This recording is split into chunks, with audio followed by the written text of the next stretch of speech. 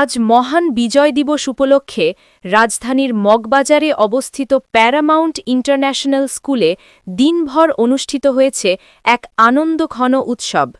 বিজয়ের চেতনায় শিশুদের মেধা ও সৃজনশীলতাকে বিকশিত করার লক্ষ্যে আয়োজিত হয় বিশেষ চিত্রাঙ্কন প্রতিযোগিতা ও নানাবিধ সহশিক্ষামূলক কার্যক্রম। সকাল থেকেই ক্ষুদে শিক্ষার্থীদের প্রাণ চাঞ্চল্যে মুখরিত ছিল স্কুল প্রাঙ্গণ।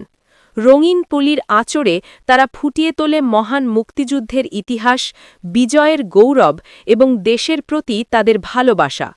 চিত্রাঙ্কনের পাশাপাশি বিভিন্ন সৃজনশীল কার্যক্রমে শিশুদের স্বতঃস্ফূর্ত অংশগ্রহণ পুরো অনুষ্ঠানকে করে তোলে আরও প্রাণবন্ত।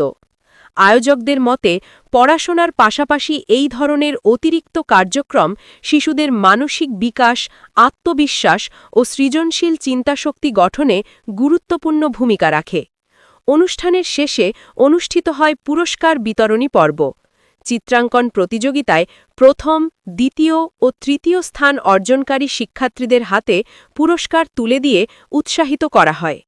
অনুষ্ঠানে প্রধান অতিথি হিসাবে উপস্থিত ছিলেন প্যারামাউন্ট ইন্টারন্যাশনাল স্কুলের ফাউন্ডার চেয়ারম্যান জনাব এনামুল হক সরকার। বিশেষ অতিথি হিসাবে উপস্থিত ছিলেন ত্রিভুজ সমাজ কল্যাণ সংস্থার চেয়ারম্যান জনাব হেলাল উদ্দিন আহমেদ হেলাল।